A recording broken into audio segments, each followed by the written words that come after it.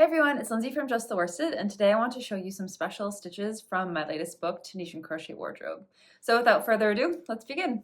So first things first, you're going to need to grab a ball of yarn. I'm just using this ball of DK yarn that I have in my stash, and I'm going to use a 5.5 millimeter Tunisian crochet hook, but because we're going to do a small swatch, you don't need to put the attachment on the end. The first special stitch that we're going to look at is the Tunisian double cluster stitch. So for this stitch, you're going to need to chain in multiples of 2 plus 3.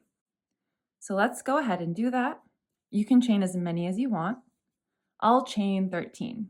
All right, I have my 13 stitches, and as you know, we're going to need to pick up loops to do our foundation row. So we're going to skip that second chain from the hook here, and we're going to pick up a loop in the back bump.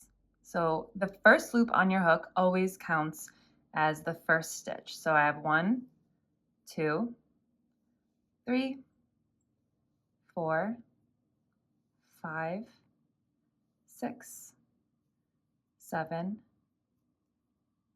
8, 9, 10, 11, 12, 13. You're going to want to go ahead and count your stitches to make sure you have the correct amount. So you're going to need the same amount of loops on your hook as the initial chain count. Okay, so now to finish our foundation row, we have to return pass, which is to chain 1, then yarn over and pull through 2 loops, 1, 2. And you're going to do that all the way down.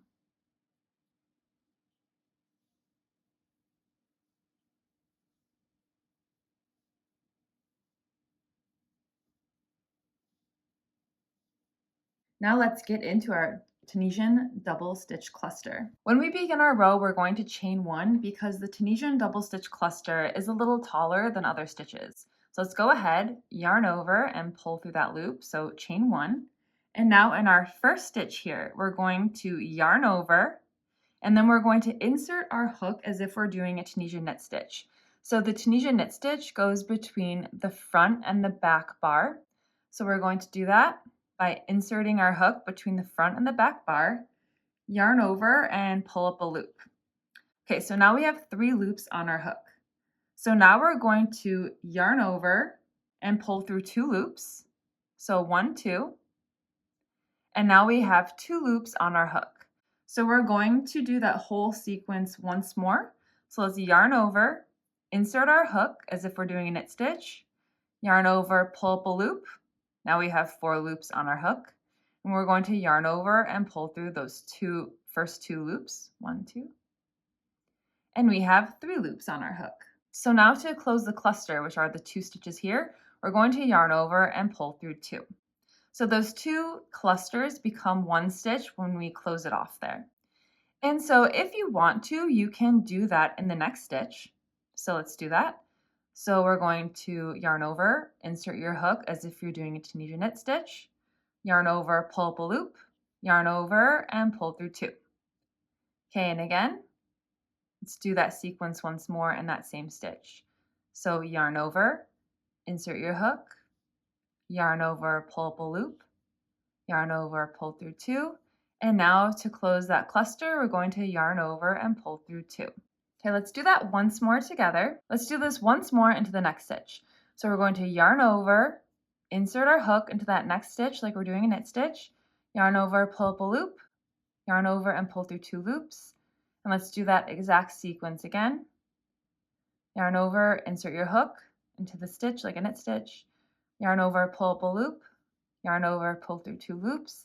And now let's close that cluster, yarn over and pull through 2. I'm going to pause my video, finish doing the Tunisian double cluster stitch all the way down until my last stitch. All right, so I finished working all the way down my row, and now to end the row, we're going to place an end stitch. So to place an end stitch, we're going to want to take a look at our stitch from above, so you can turn the stitch over. And we're going to insert our hook as if we're doing a single crochet. So it's going under the front and the back loop here. So make sure both of those loops are on your hook, and then we're going to yarn over and pull up a loop. Now, usually when you return pass, you chain one and then you yarn over and pull through two. But in this case, because we chained one at the beginning of the row and these stitches are taller, we're going to do a kind of extended return pass. So to do that, we're going to chain two. One, two. And then we're going to yarn over and pull through two until we have one loop left on our hook.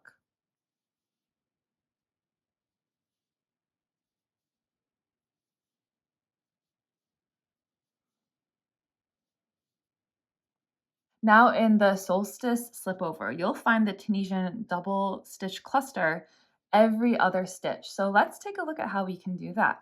So again, we're going to chain one when we start, and we're going to place a Tunisian double cluster into the first stitch. So to do that, again, we're going to yarn over, insert our hook into that stitch as if we're doing a knit stitch, yarn over, pull up a loop, then yarn over and pull through two, and do that again. And now to finish it off, yarn over and pull through two loops. So in the solstice slip over, we skip the next stitch. So let's yarn over, skip that next stitch and work into the stitch directly after it. Insert your hook, yarn over and pull up a loop, and we're going to work that double cluster. Okay, let's do that again. We're going to skip that next stitch and work into the next stitch after it.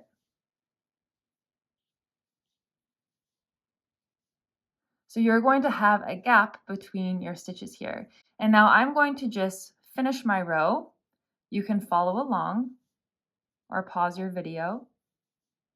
I'm going to go a little faster here.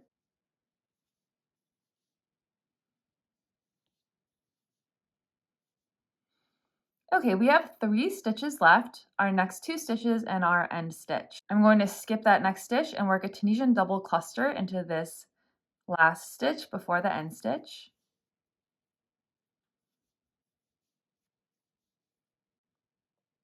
And now because we have an extended return pass, usually when we work our end stitches, we're just going to insert our hook into that end stitch.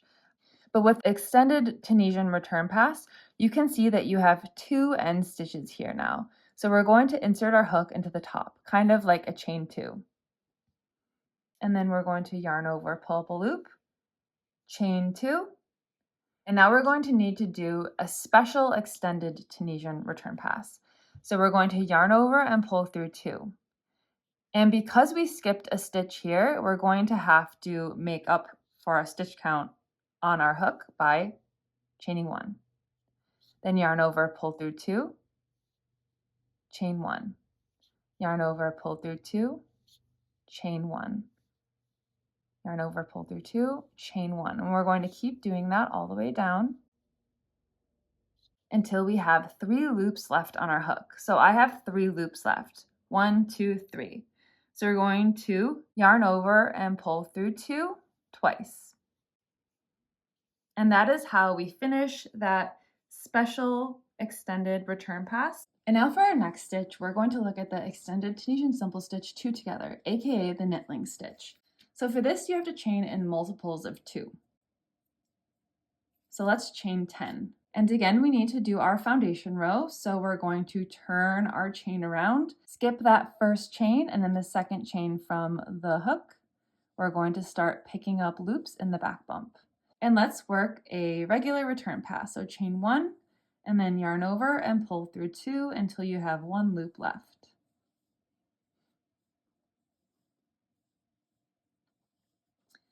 Great. Now to start off the knitling stitch, we're just going to do 1 row of Tunisian knit stitches across. So again, for our Tunisian knit stitch, we work in between the front and the back bar. So that's where you insert your hook, yarn over, and pull up a loop. So again, between the front and the back bar, insert your hook, yarn over, and pull up a loop. And to work our end stitch, we're going to turn that stitch over, insert under the front and the back loop, yarn over, pull up a loop, and do a return pass.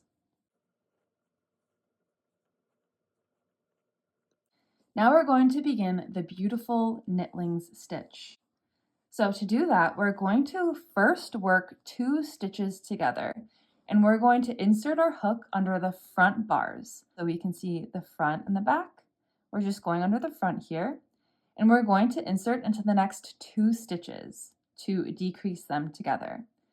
And then we're going to yarn over, pull up a loop. So we created this little V, and then we're going to chain 1 so that we can do it again into the same stitch.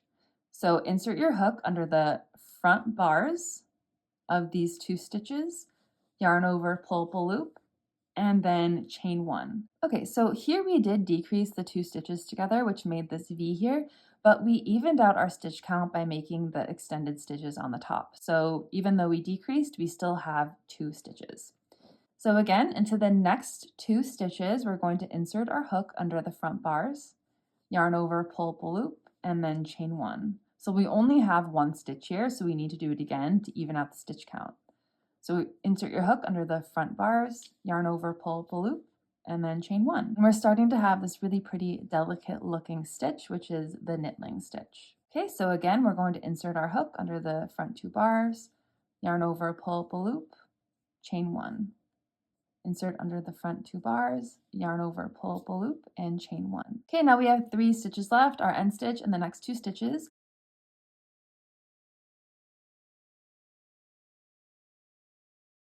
And let's do that once more. Beautiful. And now for our last stitch, we're just going to work our end stitch as normal, and we're going to do a normal return pass. So chain 1, yarn over, and pull through 2, all the way down.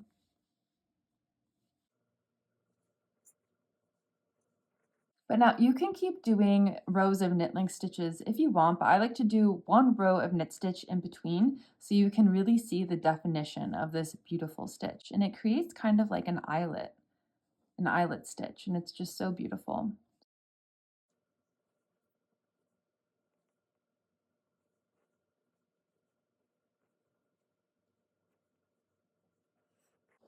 And you can see the knitling stitch has created this really pretty stitch pattern.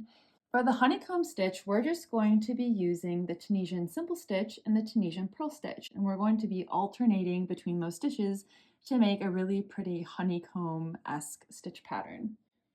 So for our first row for the Tunisian honeycomb stitch, we're going to first work a Tunisian purl stitch in the first stitch, and then a Tunisian simple stitch in the next stitch. Then we're just going to repeat that all the way down to the end stitch.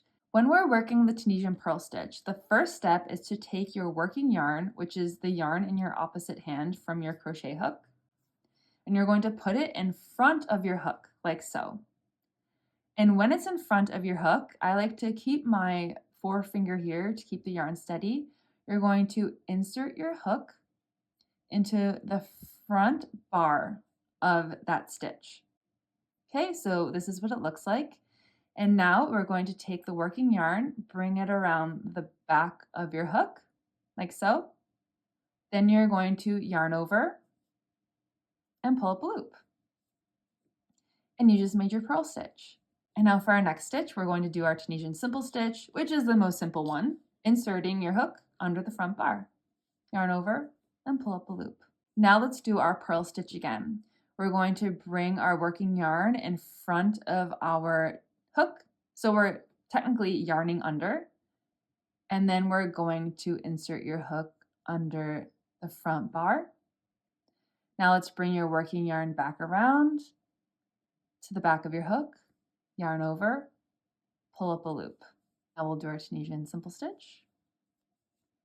Okay, next stitch is that purl stitch. So again, working yarn in the front of your hook, so you yarn under, insert your hook under the front bar of that stitch, then bring your working yarn back around, yarn over, and pull up a loop. Okay, the next is our simple stitch. Now I'm going to show you what the purl stitch looks like in one quick motion. There. Okay, and then in our last stitch, we're just going to do our Tunisian simple stitch. And now we're going to do our end stitch and then return pass.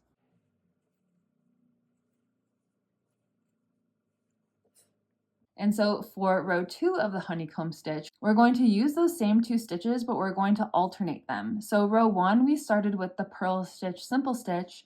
So row 2, we're going to start with a simple stitch and then purl stitch. Let's insert our hook under the front bar of that purl stitch from the previous row, yarn over, pull up a loop for our simple stitch. And now in that simple stitch from the previous row, we're going to do a purl stitch. Okay, and now just keep repeating that all the way down. Simple, purl, simple, purl, simple, purl. And we work our end stitch. And now let's return pass. For the next set of rows, you're just going to repeat rows 1 and 2. So we are now on row 3, so that's a row 1 repeat. So we're going to start with our purl stitch, then the simple stitch. So let's go ahead. Purl, simple, purl, simple, purl, simple, purl, simple, and end stitch and return pass.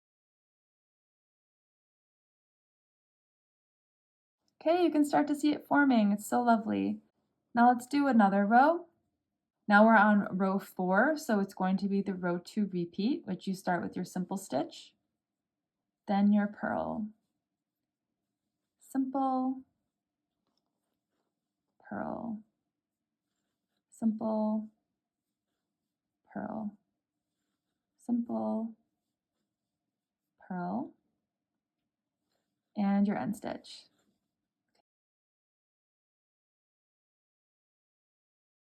Okay, we can see it forming. I'm going to pause my video, do 2 more rows, and we can take a look at it then. Okay, I did a few more rows, and this is how our honeycomb stitch is looking. It's quite pretty, and it does remind me a bit of a beehive, so perfect, right?